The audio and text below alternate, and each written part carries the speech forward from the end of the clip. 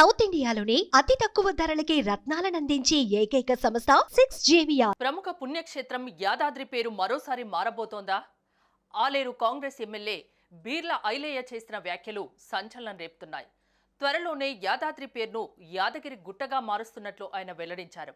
ఈ క్షేత్రాభివృద్ధిపై ముఖ్యమంత్రి రేవంత్ రెడ్డి ప్రత్యేక దృష్టి సారిస్తున్నారని, త్వరలోనే క్షేత్ర సందర్శనకు రానున్నట్లు చెప్పారు. సీఎం యాదాద్రి పర్యటనలోనే పేరు మార్పుపై ప్రకటన చేస్తారని తెలుస్తోంది.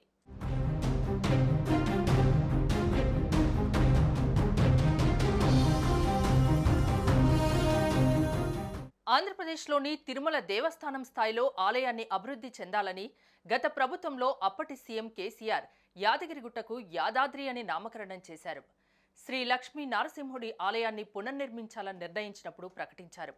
ఇప్పుడు హఠాత్తుగా తెలంగాణ ప్రభుత్వం యాదాద్రిని యాదగిరిగుట్టగానే కొనసాగించాలని భావిస్తున్నట్లు తెలుస్తోంది. ఆలేరు ఎమ్మెల్యే బీర్ల ఐలయ్య ఈ పేరు మార్పుపైన కీలక వ్యాఖ్యలు చేశారు. యాదాద్రిని మళ్లీ యాదగిరిగుట్టగా మారుస్తామని ఆయన సన్నిధిలో వెల్లడించారు. ఈ క్షేత్రాన్ని అభివృద్ధి చేసేందుకు ముఖ్యమంత్రి రేవంత్ నిర్ణయించారని తెలిపారు. త్వరలోనే సీఎం క్షేత్ర సందర్శనకు రానున్నట్లు చెప్పారు. నెల రోజుల్లోగా సమీక్షా సమావేశం ఏర్పాటు చేసి క్షేత్రానికి పూర్వ సాంప్రదాయం చేకూర్చేలా ప్రయత్నిస్తామని వివరించారు.